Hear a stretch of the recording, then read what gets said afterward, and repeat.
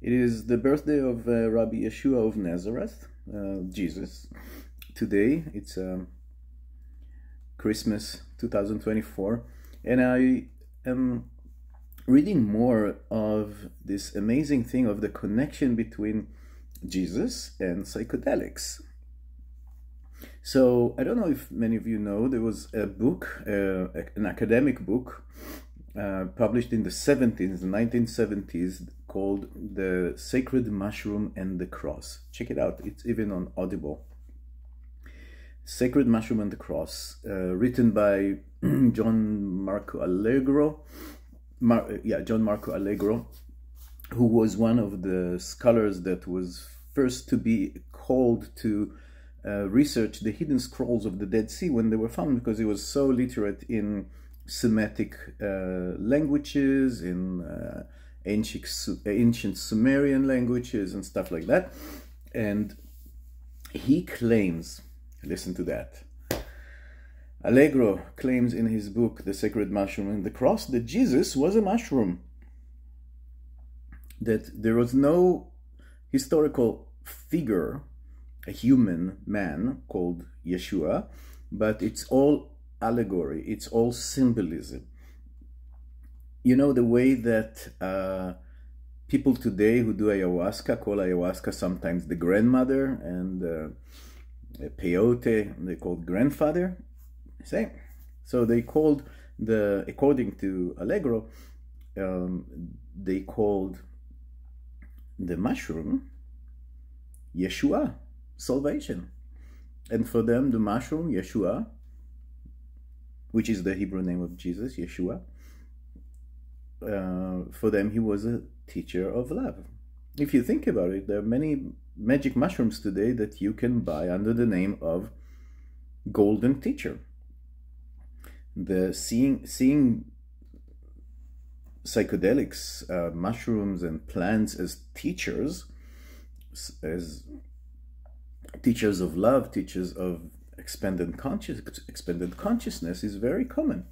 So kind of makes sense in some ways, except the book was of course heavily criticized because he doesn't bring any historical evidence. He's just working on the linguistics, just like analyzing the etymology of many of the words that are used. And basically what he says is like the whole Gospels are basically in their core are like instructions of how to take sacred mushrooms.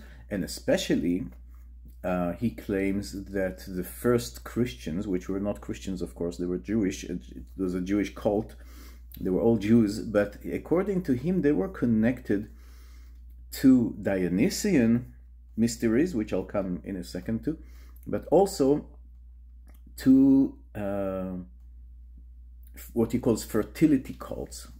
I don't know why Academy usually calls it fertility, while actually it's not only about babies, it's about the fertility, the grand fertility, which is sexuality and pleasure and being and creativity that comes from that, including the fields giving fruits and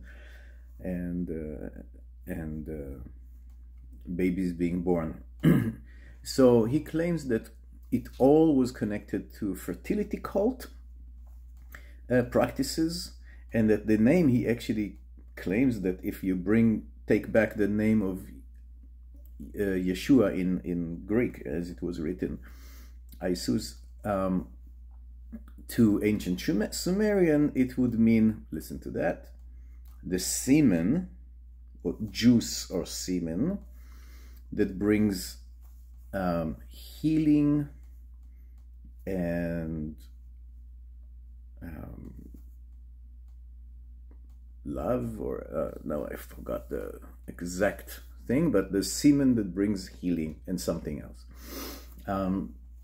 which is connected to Dionysus and connected to fertility rituals. And that's the name of Jesus, according to this scholar, academic scholar. He was a very known academic scholar in the 70s. Check it out, John Marco Allegro. Now, the thing is that in 2020, another book, a very good book, was published, which I really recommend reading or listening to, called The Immortality Key. The Immortality Key became like a bestseller. And the Immortality Key, on one hand, explores the ancient rites of the Greeks, the Elegian mysteries, which were taking place more than 2,000 years, which is kind of the secret religion of the ancient Greeks. It wasn't about the fairy tales of the Greek gods and goddesses. It was like a deep mystery school that had to do with taking the liquid drink, the elixir that was called kikion. And the kikion is a mystery of what was there, but probably was based on ergot, which is the substance, which is the fungi that LSD was created from.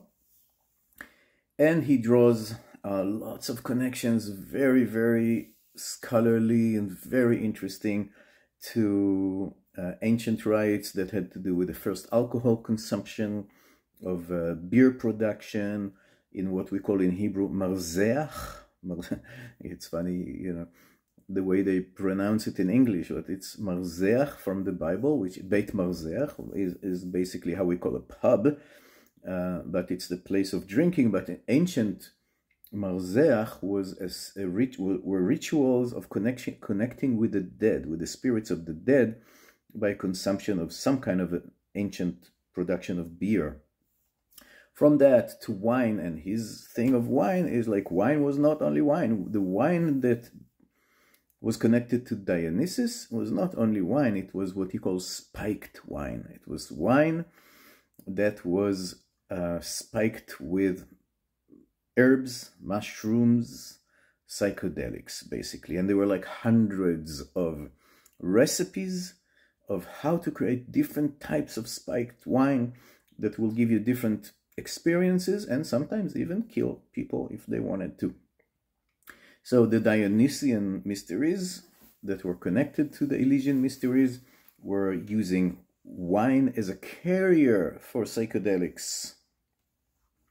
And then he goes in length to explain how Jesus, for him, Jesus was a historical character, but Jesus was following the steps of Dionysus, like creating himself and the rituals, following the steps of the Dionysian mysteries, and also giving, here's my blood, drink this wine, this is my blood.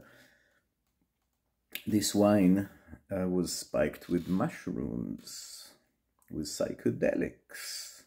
And the first followers, or the first disciples of Christ, were psychonauts. I always knew that Jesus was a fellow I really, really liked. He was also a rabbi. He grew up like 15 minutes from where I grew up. Nazareth is really close to where I grew up as a child. He was a renewal rabbi in some ways, just like calling for renewal, not looking at the law as a dry law, but actually looking at the inner spirit of the human. But now, you know, with all this about Jesus and psychedelics, and maybe Jesus didn't even exist, he was just a mushroom, I feel really connected. So, Merry Christmas to all of you. And you know what to do with the wine.